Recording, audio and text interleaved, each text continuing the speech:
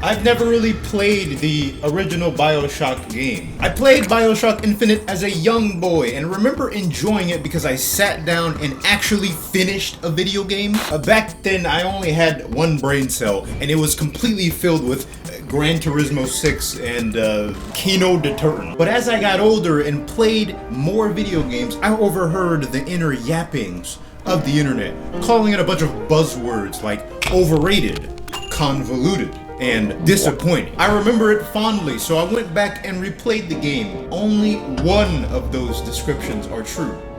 Everything about Bioshock Infinite is perfect. The atmosphere, the presentation, the settings, the characters, all of it hums in perfect harmony with one another. It came with satisfying gunplay, with a whole set of interesting powers that make for very spicy variety. Colombia is a beautiful, almost breathtaking city with environments that leave you speechless.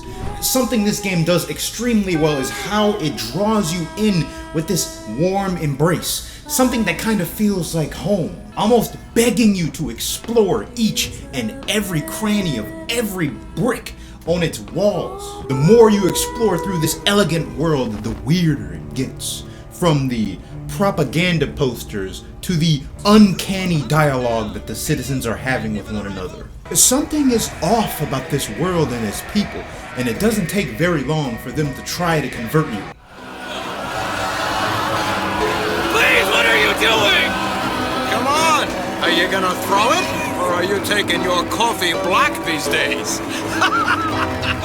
The story of Bioshock Infinite is one of a country seceding from the United States to create their own floating religious utopia where they worship a man as a prophet. Something problematic with the story is that the best characters are its main characters. Booker and Elizabeth's relationship is the main focus of the game's story, exploring themes of violence, the foundational prejudices of America, and of course, capitalism. By the midpoint of the game, you really feel for these two and understand their struggles. And the voice actors really sell those emotions that make you want to save her. That is an oath you cannot keep. But promise me that if it comes to it, you will not let him take me back. It won't come to that. All right. Other than Comstock, a majority of the characters take a backseat to prop up their stories. Daisy Fitzroy and the Vox Populi being prime examples, but the one thing they decided to use to complete their foundations is a fucking multiverse. Oh, fuck off. Look, I'm not Big George. I can't confidently articulate what makes a story good. I just know what I dislike, and that's one of them.